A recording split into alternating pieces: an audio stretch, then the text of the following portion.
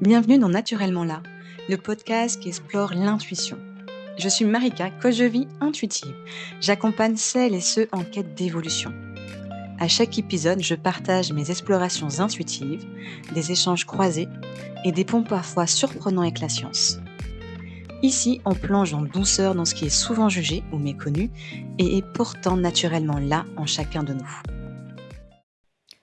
80% des dirigeants attribuent leur succès en affaires à leur intuition.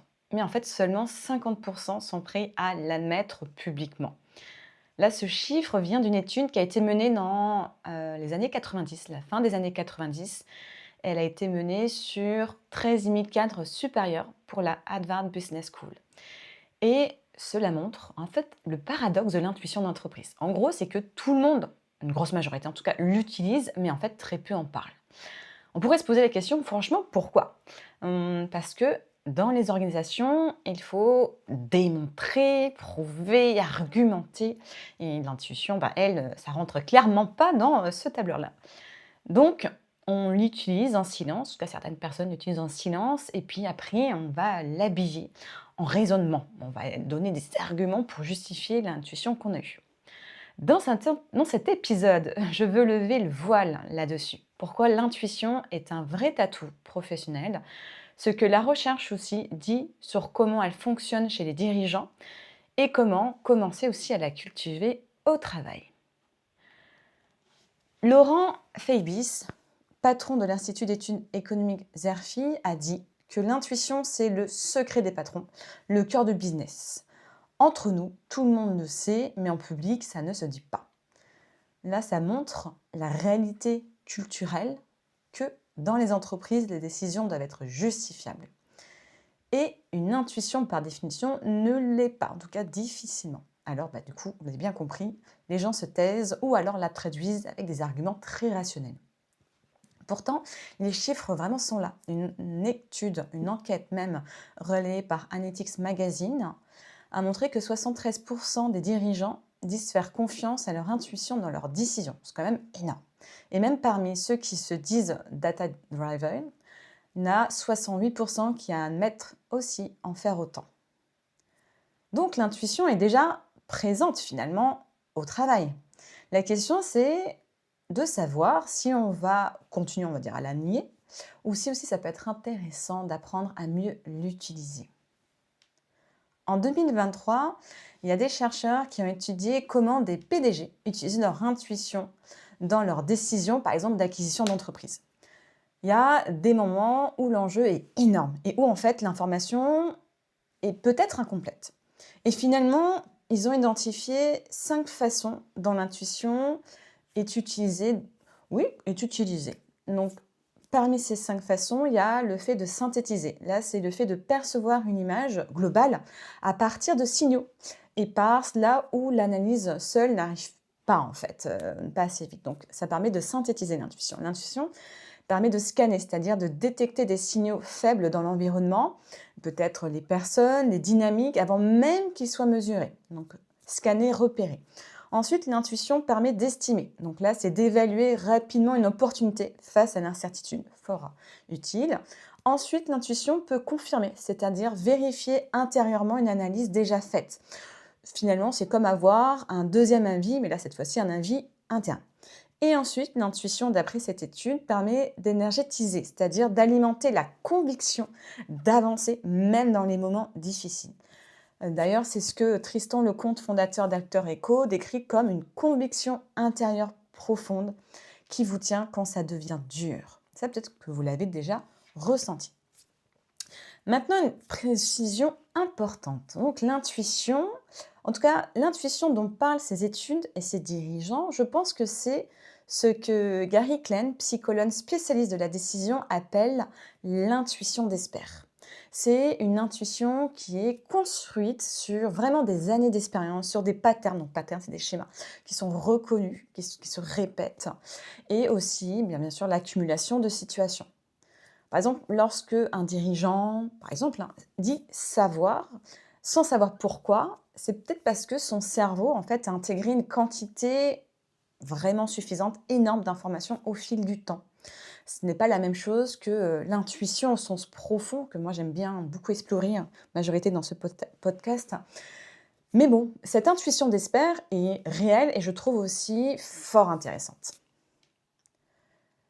Maintenant, on va aller voir du côté des entrepreneurs, parce que sait-on jamais, peut-être que certains qui m'écoutent sont entrepreneurs ou voudraient aussi se lancer dans l'entrepreneuriat. Une étude publiée dans Small Business Economics en 2018 a comparé des styles de décision sur 2000 personnes, que ce soit entrepreneurs, managers et puis salariés.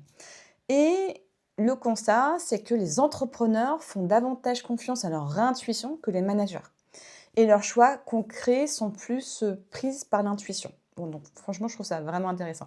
Alors on peut se poser la question, pourquoi? Parce que peut-être ils avancent souvent sans données suffisantes, ils avancent sur des terrains nouveaux, ils vivent des situations sans précédent, voilà, aussi nouvelles. Donc ça peut être ça, et ça peut être aussi que des fois, quand on est seul, j'en dire à son entreprise, on peut se permettre. Il n'y a pas de justification à donner à autrui. Donc je pense que ça, c'est un autre argument. Et aussi, l'étude apporte une autre information, c'est que ces mêmes entrepreneurs qui ont répondu ont aussi du temps de réflexion. Donc ça, c'est intéressant. Du temps de réflexion, en tout cas plus long, et un besoin de cognition plus fort. Donc là, c'est que intuitivement, ça ne veut pas dire intuitif, en tout cas, ne veut pas dire être impulsif. C'est juste des personnes qui ont le temps, qui prennent le temps dans le fait de réfléchir, laisser émerger des idées, des pensées.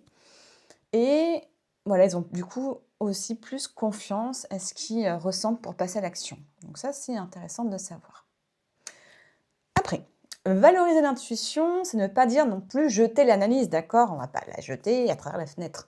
Ce serait une autre erreur à faire. Les deux sont totalement compatibles. D'ailleurs, Henri Misberg, l'un des plus grands spécialistes mondiaux de la stratégie d'entreprise, l'a clairement dit que le manager efficace n'a pas le choix entre les approches analytiques et intuitives. Il a en fait besoin des deux et il sait où et aussi, on va dire, quand utiliser chacune d'entre elles.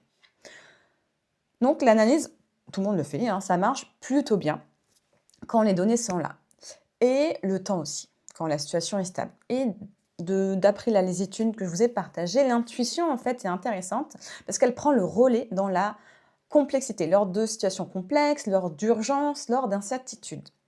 Et du coup, c'est souvent elle qui détecte ce que les chiffres ne montrent pas encore.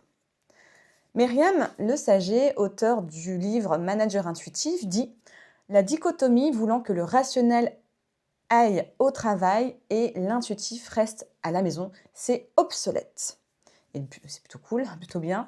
D'ailleurs, nous, nouvelle génération, on ne veut plus en fait se tronçonner, diviser. Bon, ok, il y a des organisations qui résistent, mais c'est un peu, je trouve, dommage de se priver d'un atout réel et en fait utilisé en cachette par plein de gens. Ok, maintenant on peut se poser la question, comment cultiver son intuition au travail? Donc concrètement, comment on peut faire?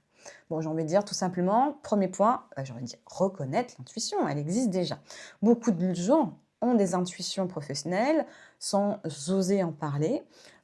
Peut-être vous l'avez déjà entendu de vous, peut-être de confrères collègues, ce côté au feeling. Voilà, au feeling, je sens. J'ai entendu aussi beaucoup, je sens au feeling un instinct ou quelque chose qui cloche ou encore, je ne saurais pas l'expliquer, mais. Donc, on peut se dire là, c'est peut-être de l'intuition, sur l'intuition d'expert, sur l'intuition pure. Donc, nommez-la, c'est déjà important.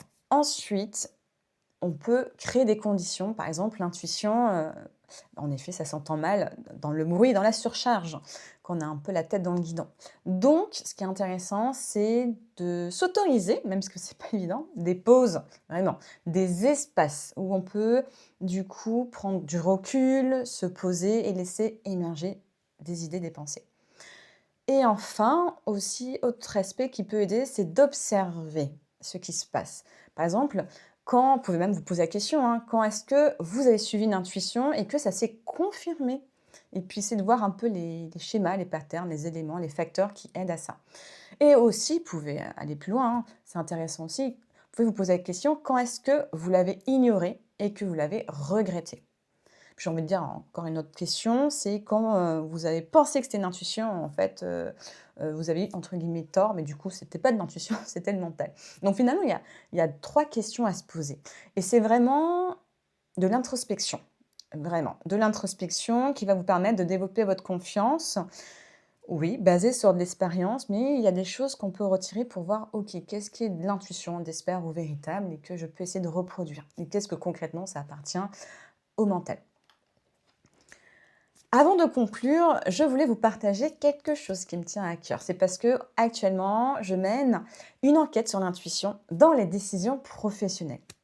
Et du coup, j'aimerais recueillir des témoignages, alors des témoignages de managers, de DRH et de dirigeants qui utilisent leur intuition dans leur travail, alors consciemment ou pas, parce que finalement, je pose des questions et les gens se rendent compte, ah tiens, c'est vrai que... Voilà, je trouve ça intéressant. Donc, si vous êtes dans ce cas-là, ou si vous connaissez quelqu'un qui correspond à ce profil-là, homme, femme, je serais vraiment ravie d'échanger, vraiment, vraiment. Donc, je vais vous mettre le lien de mon formulaire de contact, là, dans la description, mais vous pouvez également le retrouver sur mon site dans la partie rendez-vous clarification. Dedans, il y a 2 parties, c'est celle du vraiment formulaire. Vous pouvez me contacter via ça. Une dernière chose quand même, avant de vous laisser. L'intuition dont parlent, donc je le redis, ces études et ces différentes personnes dont j'ai mentionné, moi je pense que c'est certainement de l'intuition d'espère. Celle qui se construit sur des années d'expérience, des patterns reconnus, de situations accumulées. Intuition d'espère qui est réelle et aussi précieuse. Moi je trouve que c'est vraiment utile. Dans Naturellement là, j'explore aussi une autre forme d'intuition, peut-être que vous l'avez déjà écouté dans des épisodes précédents. C'est une perception directe qui ne dépend pas de ce qu'on a vécu et qui peut informer sur des choses que notre expérience seule ne pourrait pas capter. Et clairement, les deux coexistent et c'est génial. Les deux méritent vraiment d'être cultivés. Merci d'avoir écouté cet épisode de Naturellement là. Si cette exploration vous a touché ou inspiré, prenez un temps pour évaluer le podcast sur Spotify. Cela aide vraiment d'autres personnes à me découvrir. Et si peut-être vous m'écoutez sur YouTube, un petit like, franchement, fera toute la différence. L'intuition, ça se cultive aussi en communauté, donc n'hésitez pas pour vos retours, ce qui me permet d'enrichir mes pensées et peut-être même aussi de guider mes prochaines thématiques. Je vous dis à très bientôt pour un prochain épisode. D'ici là, restez à l'écoute de vous-même.